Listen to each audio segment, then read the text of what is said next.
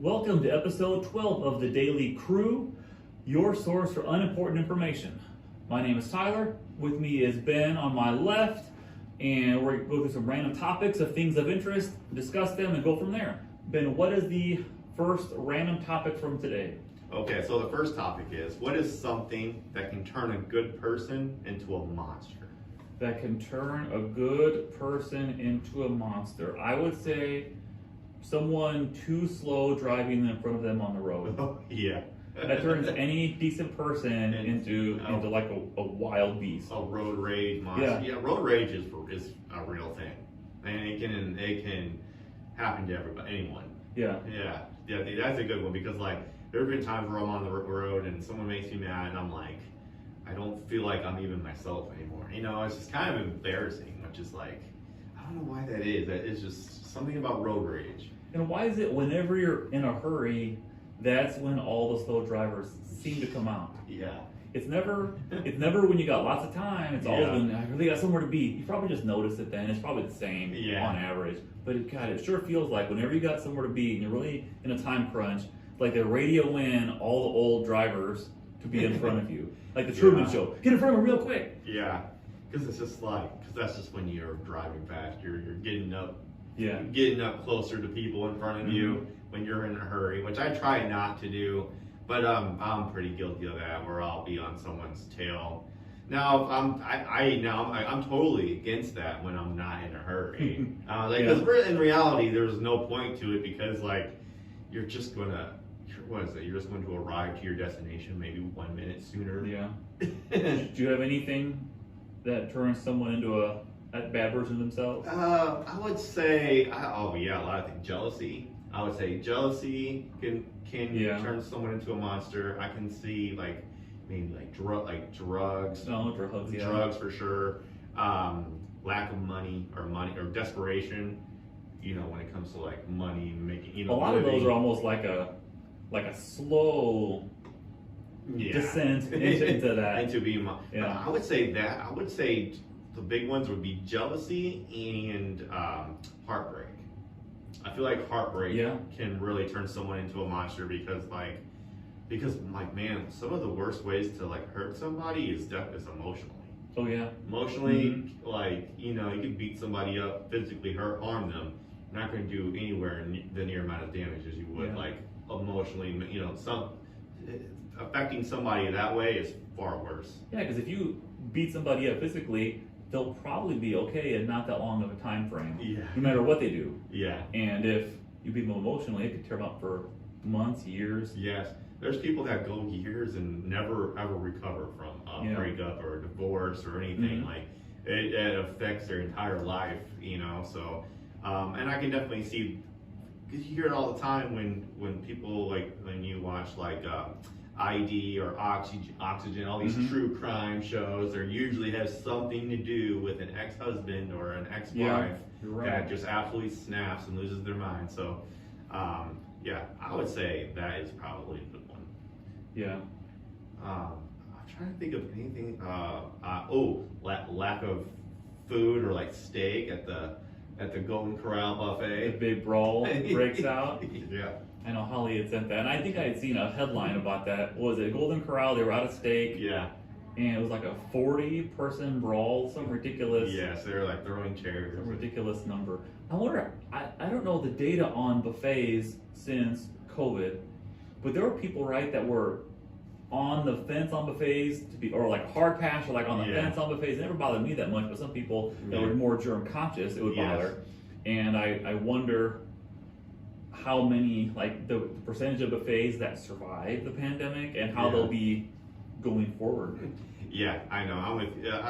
I never minded buffets, but I can definitely see why it would be a turn off. You know, like especially like when they say when you see sneeze guards up. Sneeze guard, yeah. That is usually like a red flag that like that at one point this was a problem where people were sneezing into the food at one point. So that just goes to show you that it's just a higher possibility. But like I you know, when I'm at buffets, I guess I'm just overly trusting of the employees there that they're watching over the food and they're turning it out and making it fresh and stuff.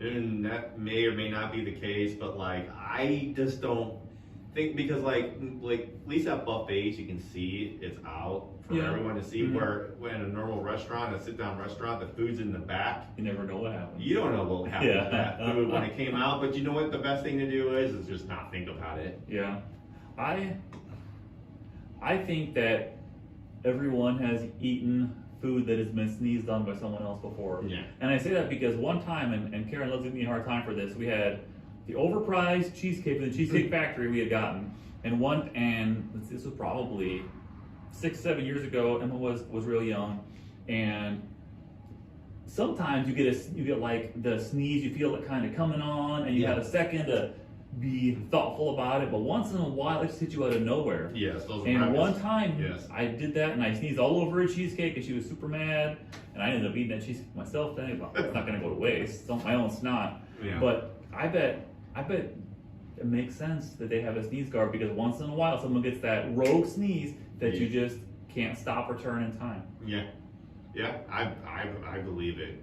Do you think you've sneezed on people's food that they've eaten? You probably have once in your life. Maybe like I can see like maybe when I was a kid, you know, because you just tend to not even think about that. Think Yeah. about that thing. 'Cause, like sometimes like when you hurry up, try to get into your shoulder or your arm, like you miss it. Yeah. Like it goes over your arm. Even before Corona, I always tried to be real thoughtful of sneezes. Like I would turn away from people, like into your elbow, like leave a group of people away from them, like, because you can feel it kind of tingling. So you look around, like, where's the best option out of my options I have right now? I got like 5 seconds to decide where to sneeze, and you pick the best one you can do, and hope it's not on someone or on their food. Yeah. Yeah. What is our second topic list for today? The second topic is, what do you miss about the late 90s and early 2000s? Late 90s and early 2000s. So that would be like high school for you. High school age. That's junior high for me. I don't know. Sometimes I miss how simple everything was. You know, it was so weird. Like, but it's hard to even imagine. Like, of course, it was before like cell phones. I mean, cell phones were around, but they were nothing like. Never like now. Not like this. You know what I'm saying? Like, I think I got my first cell phone in like 2003. Mm-hmm. You know what I'm saying? Yeah. But I think I miss the music more than anything. Like back when Blink-182 was new and it was the hot thing, and top of the charts. And I feel like those coming of age movies were different back then, like the American Pie movies and all that. Like they don't really make movies like that anymore. Yeah, do they make coming of age movies anymore? You're right, and I think people do bond a certain way. Yeah. Like I always think like 12 to 22, like everything you had at that time, you always put on a pedestal because it's such a formative time of your life. Yeah. And I like that would fall into American Pie, like 99. Yeah. Like high school age for me, and it's super coming of age movie. But you wonder, I can't think of anything in a while that would even, because generations before had, I would consider like coming of age type movies, like Animal House for a lot of people, right? Like a coming of age kind of that put college on in that certain light. And American Pie. Has there been anything in the last like 20 years that feels like a coming of age movie? I don't know if you would consider Superbad one, but that came out in That 2000. But that came out, I think 07, 06, something like that. 07, yeah. So that came out. That's a little bit of one. I can see that. Yeah, but that's right. even then, that is a long time ago. And they probably do like TV shows and stuff that I don't watch a lot of TV shows. And Like stuff. Euphoria. Yeah, You've never seen it, but people talk about it. I've heard good things about Euphoria, but I've also heard not so great things about it. I mean, good in a certain context. I've heard it's a lot to watch. Yes, it is a lot, but I've watched a little bit of it with my wife. But trying to, Wasn't she saying you can't even try to pause it with kids around because they might catch like a freeze frame? I tell you what, your kids better be in a deep sleep or out of the house if you have that on. I've heard that. Also, I'm trying to think of I just feel like it was better. It felt better because it was like my childhood, my formative years. It was like when I remember I feel like the music was better, the movies were better. I feel like they don't quite make even video games. I feel like they don't make video games like they used to. Wasn't it? It was Seth Rogen, I think, that said it's so much harder to make a comedy now than say 10, 20 years ago. Yeah. Just because, and maybe for good reason, but people are far more easily offended by something now than something made 20 years ago. And like I know American Pie pretty well. I watched it many, many, many times. And if I had to look back, I think the only thing that really stands out is this would never make it today is when it's just like played for laughs. Let's stream a girl on the internet so you can see her naked. I feel like most else than that, like I don't think it's hard to think like dudes want to hook up with girls in high school. I don't think that's naturally all that offensive. Yeah. But I think the only part that really stands out is like this would never. Yeah, People would lose their mind. People would lose their for laughs. mind. They would call it to get pulled from the theaters and stuff. Yes. I can definitely, I definitely agree with you there. Yeah, so as I'm saying, like they just can't get away. The freedoms are not there anymore, like they used to be, and maybe that's why we don't see them. I also think it's just harder with the internet now. With everyone making memes and videos and gifs, it's just harder to be original. It's hard to come up with an idea that hasn't already been done. Yeah. You know, so I don't know. I just feel like it was just more simple. It was just a little bit more. I just enjoyed the music back then, but I know it felt like a simpler time. That's for sure.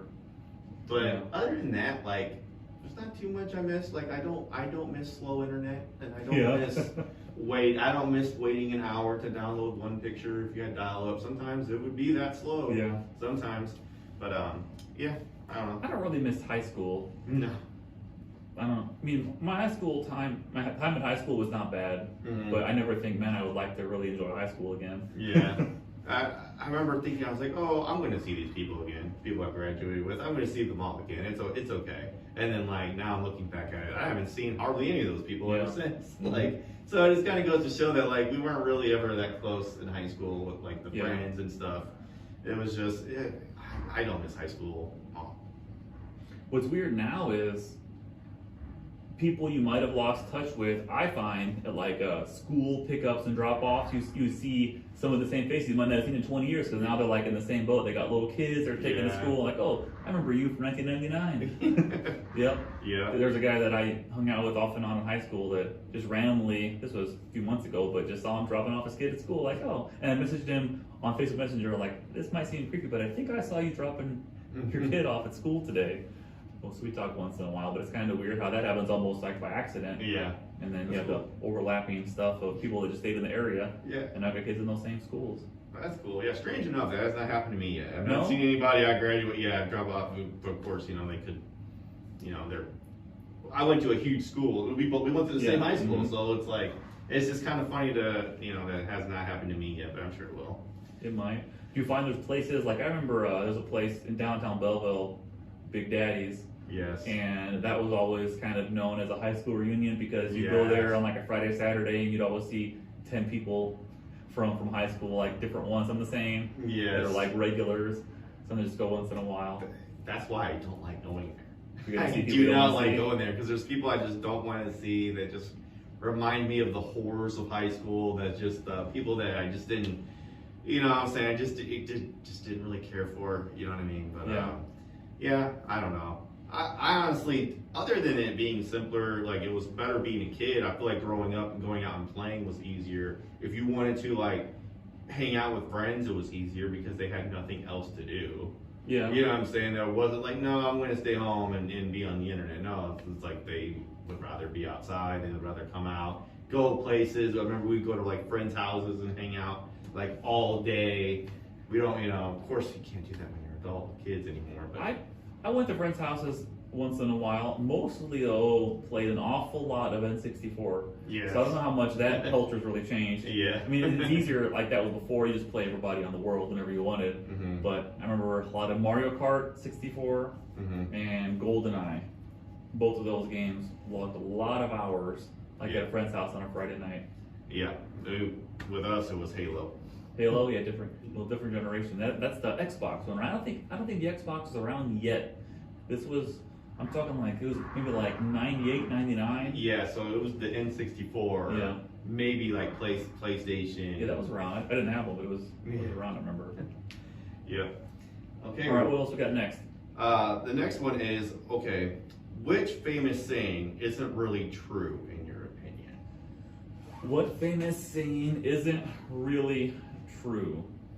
Like the one who smelt it, dealt it. Who denied it, supplied it? Yeah, whoever said the rhyme did the crime. That's not true. There are a lot of old phrases, and really most phrases, the older I get, the more I think are true. Yeah. So, I'm trying to think of something that has proven to be untrue. I know. I feel like so many, like the one I say all the time is if it sounds too good to be true, it normally is. And that's true as ever. I know. I swear. Like, I mean, I remember the first time I heard that, I was like, you know, that is very true. Because there's been so many times where like you see like a sweet, cool deal on the internet, you're like, man, how has nobody jumped on this yet? And then you're like, oh, it's a scam. It's not real. Or It sounds too good. Yeah. They want more money than what they're, you know, what No they're such saying. thing as a free lunch. Right. Yeah. That's as true as ever. I'm trying to think of some crimes. I heard in Poland that there was a famous saying that like whoever has to explain themselves is guilty. Like if only the ones who explain themselves are guilty is what it's, which is ridiculous. Because like sometimes if you're being questioned, you have to explain yourself if you're being accused of something you didn't do. To be honest though, I can't think of any old sayings that, as I get older, seem any less true. So no, I don't think I have any. I think the older I get, most of those sayings that you don't believe when you're younger, you believe when you're older. Yeah. I think what they say sometimes distance makes the heart grow fonder. Like more time apart from each other, like makes the other person like you more. Maybe in some relationships. I could see some. Like, I don't think that's definitely like, I think that's a case by case. Yeah. It's not everybody because some people are far worse when they're apart from each other, and people do better when they're closer. So I don't agree with that one. What's another one? There's a couple ones I probably can't say. I'm trying to think. Yeah, that's all I don't have any. I feel like they're pretty much all true. All true. Yeah, I'm sure there's gonna be a saying later on, and like when I'm showering, like, oh, why didn't I think of that? No, I don't have any. No. Oh. Okay. Well, if you have any, please let us know in the comments. We would love to read those and talk about those. Yeah. All right. So last segment is, am I the a-hole? Right. Yes. And if you're not familiar, pretty much a story of what happened and how someone reacted, and they're wondering, are they the a-hole for how they reacted to that situation? So here is the synopsis of the story. Okay, so these are two young people, young teenagers. They are both 17. They work with each other at a grocery store. One's a male, one's female, same age, and then they work together. They tend to work a lot of the same shifts together, same hours and stuff like that. Well, they were working late one night, and it was cold outside. The girl needed a ride home. She didn't want to walk home alone late at night by herself. So she asked the male if he could give her a ride home. He said no, because my parents would kill me if they saw me in the car with a female. But she was like, but it's late at night. I don't want to walk home alone. I don't feel safe, and I don't feel safe with the manager giving me a ride home. So he says like, no, sorry. I wish I could help you, but you also live too far away. Like I can't do that. So she ended up walking home alone in the cold, and of course he just went home. But then the next day he noticed he was treated differently by all of his coworkers, saying basically he was an a-hole for not giving her a ride home, and made him kind of feel like he was the bad guy in this scenario. So what do we think? Do we think he's an a-hole? I think I can understand the impulse, like as a parent, you give these rules, but if that context was given, what example are you trying to set for your child if you're upset with them acting in that situation? Like, I'm not leaving someone out to dry, especially a woman that feels unsafe in some environment that I classify as a friend, and then no, I can't give you a ride. My parents will be too upset. I don't care if you feel unsafe. That's teaching the exact opposite thing. So I think so. And it might not have been that person's fault. They might not have known that. I guarantee 99% of parents would have made an exception for that situation. But still, I go on the a-hole side, yes. Yeah, I would say so. Like, I would say yes, only because, like, you know what? I think you still know what is right and what's wrong. You feel like what's the right thing to do. And given the situation, she said that she didn't feel safe with anybody else but him. She didn't want to walk home alone. Like, making anybody walk out, like I remember when I worked in retail, I didn't even want people walking out to their cars alone. I usually walked with them. A lot of times we parked close to each other, so we didn't have to worry about that. But like, I was like, one time I saw one lady, she was walking to like the bus stop late at night, and I ended up just giving her a ride home. She didn't live, she lived the next town away. But yeah, I just feel like that's just the right thing to do. I feel like that is, if there's a good deed you can do that's so easy, that's the one. Like, that's simple. You give someone a ride home, you really help somebody out, and then she doesn't have to be cold in the dark. And then also, like, you never know what's going to happen that late at night. What's going to make you sleep better at night feeling you did the right thing? Right. Probably not hanging someone out to dry. Yeah, and also, like, if you're so like, well, I can't do this, or my parents are going to be upset, you're probably being raised to be kind of a square in a way, because then you're so like worried about getting in trouble that you are not even willing to help friends when they're in need. That's like, maybe that's not entirely his fault. That's the way he was raised and everything too, but still, like, come on, man, like, you gotta live a little bit. Now, if my son did this, say if I gave him a strict rule, nobody in the car, I don't care who it was, nobody in the car, but he told me that he needed to give someone a ride home so they weren't alone at night in the cold, I'd be like, you know what, I know you weren't supposed to do that, but I still think you did the right thing. Well, and I think that's an important lesson for a lot of younger people to learn, is like, actions have consequences, and maybe you have to deal with something unpleasant, but if you kind of did the right thing to get there, you're probably okay with it. So I think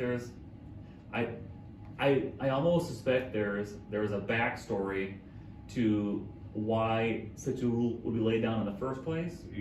That might have been abused or some issue that happened in the past. Like, no, period, no. There's always more to the story that we don't know about. But just going off of what was said in the story, I think he could have made an exception this one time. I think his parents would have understood. But even if they didn't, at least he will have gained the respect of his peers, of his coworkers. That, even though he risked getting in trouble, he still wanted to do the right thing. And I think that actually speaks volumes. I feel like there's more value in that than doing everything that your parents say. I'm not saying you shouldn't listen to your parents. I think sometimes there's exceptions. Yeah, there sure is. So my vote is yes, is the a-hole. Your vote? Yeah, I'm going to say yes, because I'm sure he's broken other rules before. And he could have broken this one and really helped this person out. And it doesn't say what happened unless it was in there. But I also think that if the parents were really upset, given the way the situation was described, they're also a-holes. If they were upset with the situation happening the way it did. Now, and also something tells me that, like, if he would have called his parents in the beginning and explained everything to them, they might have been a little bit more helpful in the situation, because then they'll be like, okay, well, maybe they could have worked something out. And then because at least they know about it now. At least they're aware. They're not like, he's not just going off on his own, being a lone ranger. You're right. They should have at least called and asked them, asked them first, and not just assume. Yeah, you're exactly right. So, yep. All right, so anything else, or is that? No, that's it. All right, that wraps up episode 12 of The Daily Crew. Thank you for watching and for listening. Talk to you again tomorrow.